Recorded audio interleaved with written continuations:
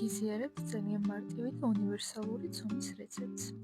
თბილ-რძეს დავუმატოთ საფუარი, მარილი, შაქარი და კარგად გადაუჭრიოთ ამ მასას. შემდეგ ეტაპობრივად ვამატოთ ფქვილს, რომ ავსილოთ ელასტიური და ცოტა წებოვანი ცომი. ბოლოს ზეთიანი ხელებით დავამუშავოთ ცომი და დავტოვოთ ასაფუებლად თბილ ადგილას 1 საათით. საცომი დავყოთ 4 ნაწილად და მოვაგუნდაოთ. გუნდები დავასვენოთ 15 წუთით.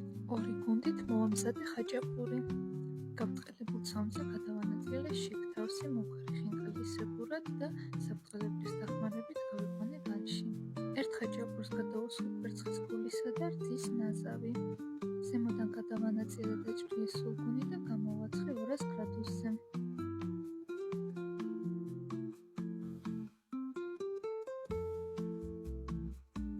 ხოლო მეორე ცხელ ხაჭაპურს გადავუსვი კარაქი.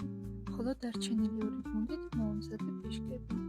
გაბრტყელებული ცომი დავჩხლიდე და გახურებულ ზეთიან ტაფაზე შევბრაძე ორივე მხრიდან მაღალ ცეცხლზე. ცხელ ცხელს კი მოვაყარე შაქარი.